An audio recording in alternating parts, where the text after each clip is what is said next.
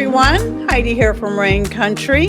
God is good all the time. Thanks for coming in. The topic today of sneaky little ways that you can add more nutrition to your meals, whether it be it's just you and your spouse, your kids, your grandkids, and somebody doesn't like something, but you should eat it or consume it. There are ways that you can make it work. I want to bring up the fact that so last week I was talking about grains, and I really didn't like wheat bread. Mom was always buying wheat bread all the time, wheat bread, because it was the healthier choice. Mom liked wheat bread. I hated it. But here's the thing about me, I really wanted to like it. I wanted to like the things that were healthier for me. I wanted to like the wheat bread instead of the Wonder Bread, that garbage. Unfortunately, I preferred Wonder Bread, and I hated that about myself. I mean, I wished I liked the healthier stuff, and I was grateful once I got into milling grains and all that and was starting to learn about grains when I finally learned about white wheat, not white flour that's been stripped of everything, but white wheat, a whole grain, and realized I really like it. And barley. It's These are things that are nutrient dense, but don't have that taste of the red wheat. So all this time, it wasn't really that I didn't like wheat bread. It was that I didn't like that type of wheat bread. So sometimes it's a matter of just trying something different.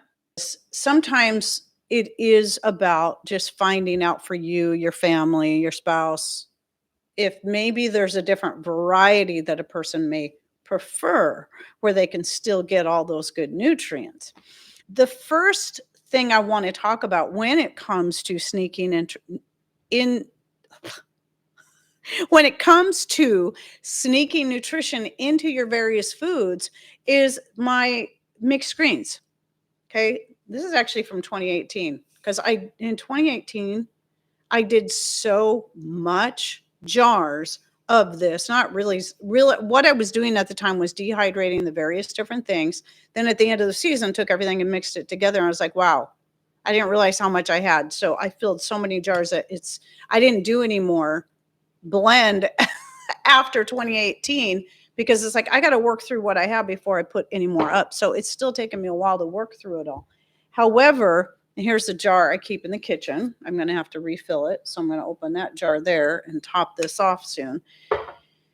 So the thing about the mixed greens is that it is such an easy way to get greens of all varieties into your various dishes. Now, typically we're going to be talking about main dishes, anything that's got a more savory flavor. Not that you can't use that in something sweeter. I've never done it. I've never tried it.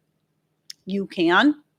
I would just suggest being careful how much you put in there. And it's also going to depend on the kind of greens that go into your blend. Now, there's a couple of ways you can do this as far as the blend. I prefer keeping it in little pieces, in flakes. And so this is something that I add to any main dish. It doesn't matter what kind of main dish it is.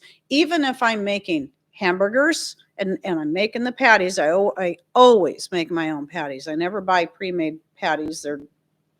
They're never great. They always have stuff in it you don't want. So I make my own patties and I throw a handful of the mixed greens into the bowl when I'm making up the mixture. I do the same thing with meatloaf, with meatballs. I add it to all of my different gravies, be it a gravy for biscuits and gravy or turkey gravy or like a chicken a la king or a turkey a la king, or the gravy that you make on Thanksgiving Day to go over your mashed potatoes. I add it to chili. I add it to soups. I add it to all of my Italian sausages. Well, that too.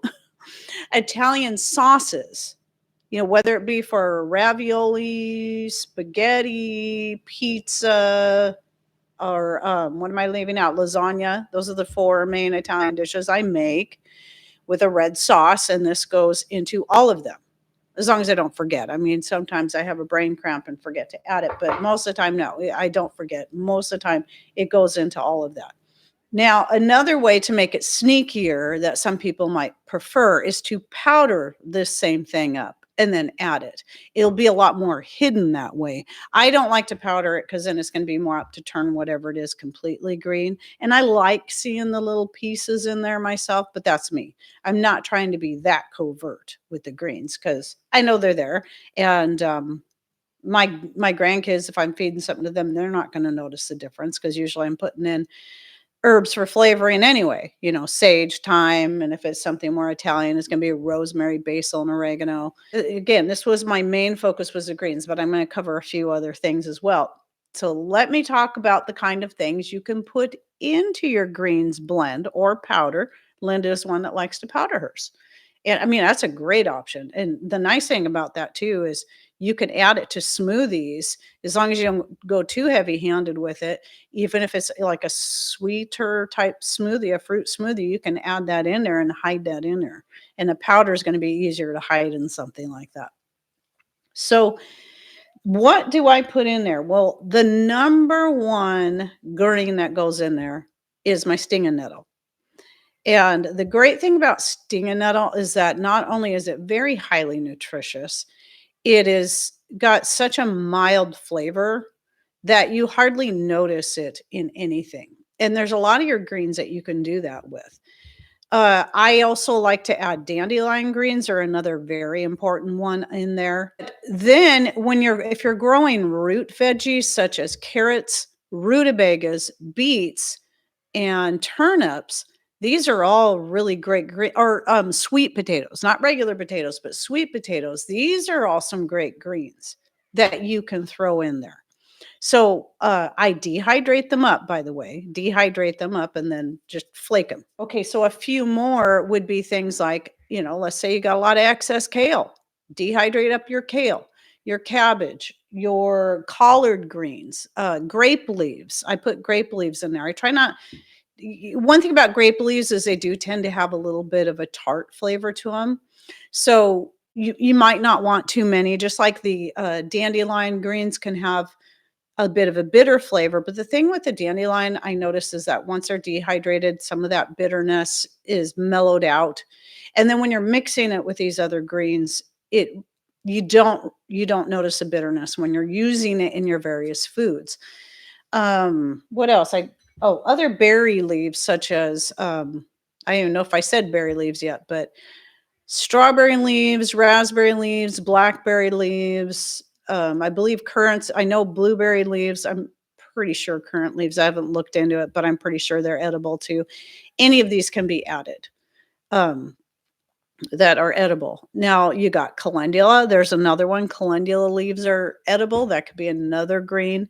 I've added plantain in the past. Now I reserve my plantain for using for medicinal purposes, mostly for salves and whatnot. So that goes into, I don't add that to my greens anymore.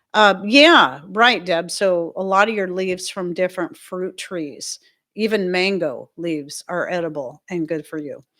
So just make sure that if you're unsure, you've never heard anybody talk about it, just double check. Lamb's quarter. Thank you. I knew I was leaving off something important. Lamb's quarter is another one that it appeared in my garden years ago. And I'm like, I think that's lamb's quarters. So I looked it up and sure enough it is. And that is another one that tends to go in my mixed greens when I'm getting plenty of it. So, and lamb's quarter is also one of those that is, very nutritious. Some people like it in place of spinach, and it's got a far more mild flavor than even spinach has. And spinach is another green you can add in there. Well, I like spinach, but I think I like the lamb's quarters better.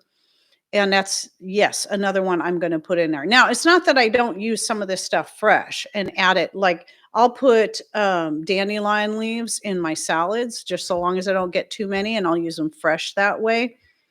And yeah, as long as you don't get too many, because you can make your salad really bitter. If the whole salad is nothing but dandelion leaves, it might be a little bit bitter. But mix them in there, you won't notice, or will hardly notice.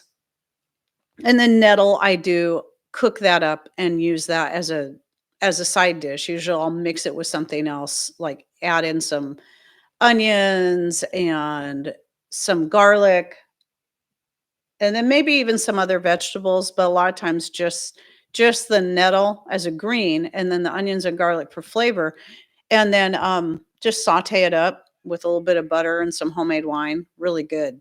So, my nettle is taking off right now, so I'm gonna be doing that soon.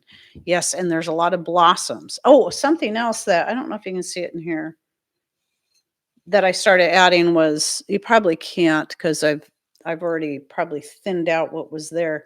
Daylily, daylily flowers, dehydrating those up and putting them in there, what I didn't eat fresh.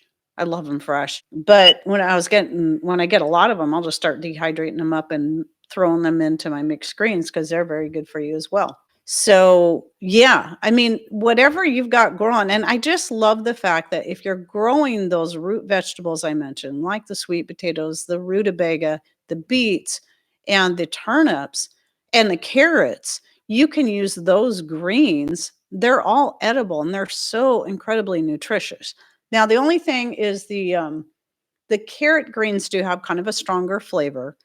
And so that would be something you may want to, not get too much of them in there, but they are very healthy. So, anyway, that's one way. And just add it to anything you want. I've even taken my mixed greens, and I have a couple of videos on this, and made a multivitamin slash mineral extract. I just never hard not never. I don't always remember to take it, but it's supposed to be a daily supplement. And I'll put in the mixed greens and then maybe some citrus peels to get the quercetin and the vitamin C out of that, and then whatever else. Whatever I feel like throwing it in there, but the main thing being the greens. That, you can do that in place of taking supplements.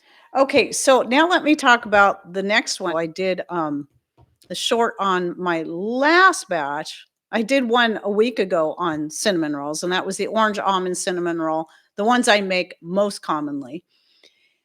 And I thought, man, I want to make cinnamon rolls again, but I want to do something different. And I thought, apple cinnamon rolls, because I have lots of dehydrated apples, lots. Some of them go clear back to 2016 because I've been kept drying up apples and not working through them fast enough. And I have made apple powders before, and I'll use them. In fact, just was it just the other day when Jace was here, I made apple pancakes and added my apple powder. So that's what this is right here. This is actually some I just powdered up because I used almost all that was in there. And I pulled down a fresh, well, not a fresh jar, but another jar of just the dehydrated apple slices so I could take some out and soak them in juice in hot. I heated it up too so they would rehydrate. So that was, if you saw that short with the apple cinnamon rolls, that's what those are. I didn't just put them on there dry. I actually put them in juice and then put it on the wood stove to let it get nice and hot so that they would rehydrate, and they turned out really good. The juice, you could just do water. The juice just adds more flavor to them. And and for that one I used passion fruit juice. It was pretty dang tasty. But then I took the apple powder is what I used in the icing. So the icing was brown because of that, kind of had a brown, plus it had cinnamon in it. So I did the icing the way I normally do, where I've got powdered sugar. I used half and half. I put in a little bit of vanilla extract, but I used a lot. I'd say I used almost as much of the apple powder as I did the powdered sugar, and then some cinnamon. And so I put that on top, but the apples also I put a little bit of the apple powder into the dough as I was making the cinnamon rolls. And then when I went to fill them, you roll them out and then you put a lot of butter on there. And then you take your cinnamon sugar and you sprinkle it over the butter, right? Well, I put a whole bunch of apple powder into that as well. They turned out really good. I know I'm talking about sneaking in nutrition, but then I'm talking about cinnamon rolls.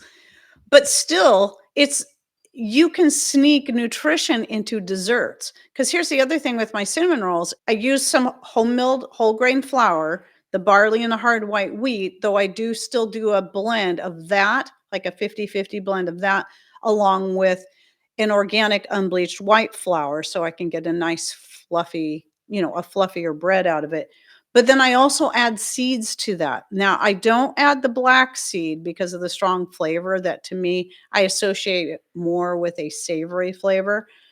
So when I'm doing cinnamon rolls, I don't put the black seeds in there, but I'll put in the chia seed, the flax seed, the poppy seeds, sometimes hemp seed, and I'll put that right at the beginning before I put the warmed water into the blend, to activate the yeast and let it sit. And so I'll let it soak for 15 minutes to a half an hour. So you want to soak the seeds if they're whole, or you want to grind them. So that goes in the dough. So I'm getting that nutrition. There's lots of minerals in your seeds.